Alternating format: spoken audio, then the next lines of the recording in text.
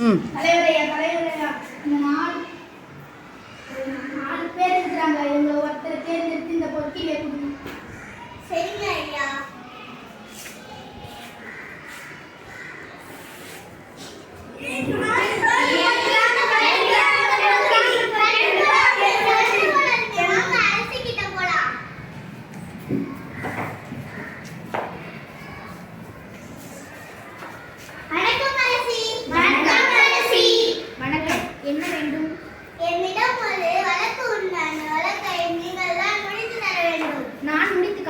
அது என்ன வழக்கு என்று சொல்லு.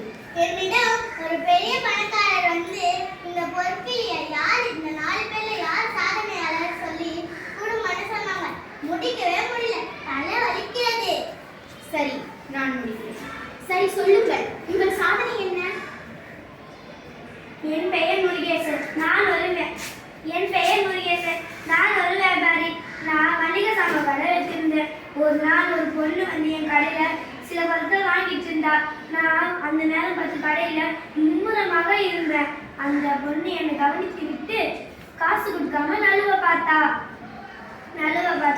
அந்த சமயம் பார்த்து எதிரில் வந்து ஒரு மாடு வந்து அவளை முட்டை பார்த்தது. நான் அவளை பாய்ந்து காப்பாற்றினேன். அது மட்டும் இல்லாம அவளோட அப்பா எனக்கு எதிரி.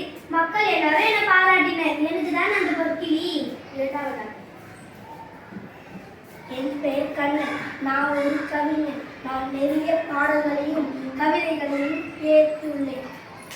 ஒரே 100 செய்யுள்கள் கொண்ட ஒரு காவியத்தை படைக்கின்றேன் என்பது ஒரு சாதனை அல்லவா?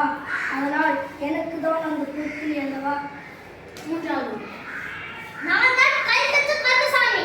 நான் அழகான சிலைகளையும் எளிதான கற்களையும் செய்த கல்கற்ற நான் பாறைகளை குடைந்து குடைவாரை குறைந்தும் மண்டபங்களும் கட்டியுள்ளேன். மக்கள் அதை பார்த்து வியந்தார்கள்.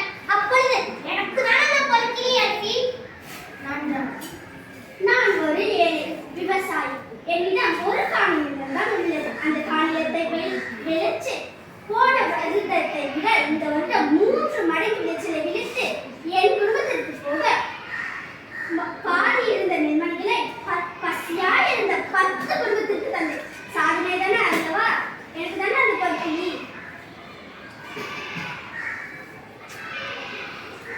என்ன செய்வது? இப்போதே நான்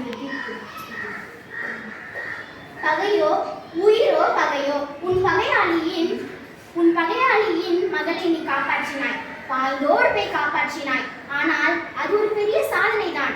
ஆனால் அது நம் தமிழர்களோட பண்பாட்டை மட்டும்தான் குறிக்கும், வேறு ஏதும் இல்லையே. ஆனால் அது நான் சொல்வதை கேட்க முடியும் என்றால் நீங்கள் எப்பொழுதும் அந்த தமிழர்களுடைய பண்பை மட்டும் குறிக்க வேண்டும். அது என்னால் குறிக்க முடியாது. அதனால் இதை நான் ஏற்க மாட்டேன். 2வதாக 100 கவிதைகளை எழுதினாய். ஆனால் சோழ நாட்டு பெண் கவி 1000 கவிதைகளை எழுதினாய். அது அன்று அல்லவா? 3வதாக கல்தச்சர். நீங்கள் தானே கல்லை மூழ்கி அதை சாதனையாக குடைவாரை கோயிலும் கட்டினீர்கள். ஆனால் மாமல்லபுரம், திருச்சி அழகழகான கோவில்கள் உள்ளன.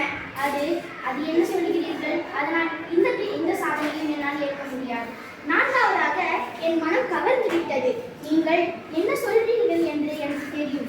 அது நீங்கள் கிடைத்தது பயிரிட்டு நிலைத்து அதை உழுது அதில் வரும் நெல்மணிகளை நீங்கள் கொஞ்சம் எடுத்துக்கொண்டு 10 குடும்பத்தினரோட பசியை விதித்திருக்கிறீர்கள். அதனால உங்களுக்கு தான் இந்த பொற்கிளி கிடைக்கும். என்னுடைய ஆணை, இதுதான் என்னோட கட்டளை. அவருக்கே அந்த பொற்கிளியை கொடுங்க.